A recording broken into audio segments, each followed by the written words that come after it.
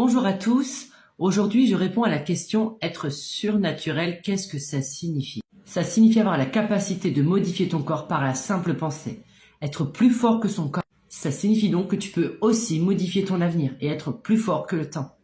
C'est vraiment donné à tout le monde.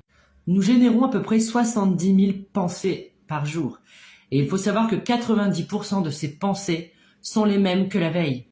Et admettons que tu as toujours les mêmes pensées. Ça devient donc un état d'esprit, des pensées programmées, des pensées automatiques. Ça signifie simplement qu'hier sera pareil que demain, et ainsi de suite. Tu programmes donc ton avenir avec ces pensées automatiques. Ça veut dire que si tu ne changes pas d'état d'esprit, ton avenir est déjà tout tracé. Tout est programmé. Et admettons que tu décides de changer sincèrement, tu verras que toutes les choses changeront naturellement autour de toi. Aujourd'hui, 70% des personnes sont influencées par les hormones de stress. Et si ta vie est régie par le stress, c'est-à-dire que tu passes en mode survie.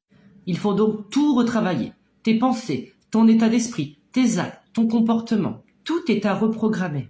Et quand tu commences à te familiariser avec ce nouvel état d'esprit, c'est à ce moment-là que le changement s'opère. C'est aussi à ce moment-là que tu prends conscience de ton moi inconscient. Nous avons, dès notre naissance, programmé notre cerveau, c'est un fait.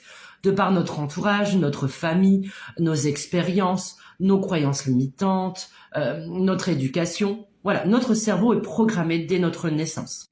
J'ai énormément de personnes qui me disent « Aurélie, je n'arrive pas à changer. Je n'arrive pas à méditer parce que j'arrive pas à contrôler mon esprit. J'ai beau avoir des pensées positives, des affirmations positives, croire en l'abondance, ça ne marche pas sur moi. Pourquoi ?» Alors comment faire pour que nos pensées positives influent directement sur notre vie? Comment faire pour changer d'état d'esprit? Je vous explique tout dans la suite de la vidéo. Si tu penses que c'est trop dur, que tu n'y arriveras jamais, que c'est trop difficile, que tu ne mérites pas ça ou ça, que tu rencontreras pas l'amour, ces pensées viennent directement de ton subconscient. À ce moment-là, il faut simplement tout déprogrammer pour reprogrammer ton nouveau moi. La conscience constitue 5% de son esprit. C'est plutôt la logique et le raisonnement qui la composent.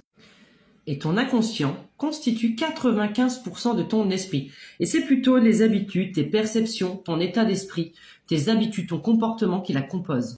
Quand nous affirmons des pensées positives, l'information arrive directement dans notre partie conscient. 5%, n'oublions pas. Le but, c'est que cette pensée positive arrive dans notre inconscient. Mais comme vous pouvez le voir sur mon schéma, il y a une frontière entre le conscient et l'inconscient. En pensant que nous voulons changer, on inscrit l'information dans notre conscient. Mais l'information ne parvient pas jusqu'à l'inconscient, à cause de cette fameuse frontière que j'appelle l'esprit critique. Notre esprit critique fait barrage tout simplement. Et comme je vous l'ai dit précédemment, pour opérer un véritable changement ou une transformation, il faut reprogrammer votre cerveau. Pour cela, il faut passer cette frontière et ancrer profondément vos nouvelles croyances au sein de votre subconscient. Il faut aller au-delà de votre esprit critique. C'est comme si vous entrez dans votre propre disque dur. Et il faut savoir que tu ne peux pas modifier ton inconscient grâce à ton subconscient. Il faut vraiment aller au-delà de ton esprit critique. C'est important. La frontière entre ton subconscient et ton inconscient est plus ou moins épaisse. Au plus cette frontière est mince, au plus tu seras susceptible aux informations. Ça sera beaucoup plus facile pour toi d'ancrer de nouvelles références au niveau de ton cerveau, au niveau de la reprogrammation de ton cerveau. Prenons l'exemple des enfants. Les enfants n'ont pas de frontière entre le conscient et l'inconscient. Toutes les informations qu'on leur donne vont directement au niveau du subconscient. Ils n'ont pas de frontière. Si par contre ta frontière est plus épaisse, tu seras donc moins susceptible aux informations. Et ça sera beaucoup plus compliqué d'opérer un véritable changement. La susceptibilité et la capacité à croire, à t'abandonner aux informations sans forcément vouloir les analyser. Si tu ne travailles pas sur le fait de vouloir complètement t'abandonner et de ne pas analyser tes pensées, rien ne changera pour toi. Un exercice très efficace, c'est lors des méditations. Lorsqu'une pensée vient à toi, laisse-la passer sans forcément l'analyser, sans chercher à comprendre cette pensée, sans chercher à trouver des questions ou trouver des réponses à ces pensées. Si tu ne cherches pas à analyser tes pensées passeront plus facilement de ton conscient à ton inconscient. En résumé, c'est une véritable introspection que je vous demande. Je vous demande de mieux vous connaître, de briser les chaînes de vos croyances limitantes, de changer votre état d'esprit. Une petite astuce quand vous voulez mettre en place des affirmations positives. Il faut y croire. Par exemple, Vous postulez pour un nouveau travail. Votre affirmation positive sera par exemple « Je vais évoluer, j'aurai ce poste, je vais être heureux dans ce poste ». Mais ne faites pas que de le penser. Vibrez cette affirmation, rendez-la réelle.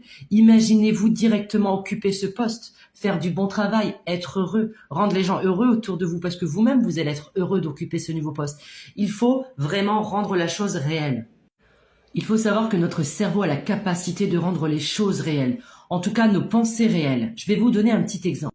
Imaginez-vous en train de vous endormir. Vous êtes allongé dans votre lit quand tout d'un coup, une pensée vous parle. Vous vous imaginez en voiture avec votre famille, votre chéri, vos enfants, vous allez balader. Quand tout d'un coup, vous avez un grave accident de voiture.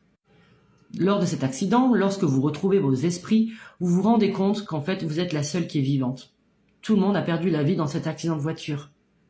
Vous voyez les corps inanimés de votre famille. Lors de cette pensée très négative, je l'avoue, vous vous voyez complètement sombrer dans une détresse profonde, dans une tristesse profonde. Le deuil est insupportable. Vous vous imaginez à l'enterrement, vous voyez les cercueils, vous imaginez votre famille qui est là pour vous soutenir, mais incapable tellement que c'est insoutenable, une souffrance insoutenable. Personne n'arrive à vous réconforter. C'est trop insupportable comme douleur. Et cette histoire vous a tellement pris aux tripes que vous avez rendu cette pensée positive, en tout cas au niveau de votre corps. Vous êtes littéralement en train de pleurer. Votre corps a une poussée de stress. Vous n'êtes pas bien. Vous vibrez cet instant-là. Alors imaginez-vous que si votre corps peut rendre une pensée bien réelle au niveau de votre corps, vous savez très bien qu'il peut le faire aussi pour une pensée positive. Comme je l'ai dit précédemment, pour une pensée positive, vous fonctionnez de la même manière. Vous pouvez vous faire un film, vous vous imaginez le meilleur pour vous, un avenir génial, du bonheur, de l'amour, de l'argent, peu importe ce que vous vous imaginez, mais vous vous imaginez que c'est vrai. Et vous allez voir votre cerveau va rendre ses actions, ses pensées plutôt réelles, bien réelles, attention. Maintenant que je vous ai expliqué comment devenir surnaturel et reprogrammer notre cerveau par le simple fait de la pensée, vous savez tout bonnement comment faire, alors à vous de jouer. Merci beaucoup, j'espère que j'ai su bien expliquer ce que j'avais envie de faire passer comme message dans la vidéo parce que c'était assez compliqué pour moi de l'expliquer. Je vous remercie, je vous souhaite une bonne journée à tous.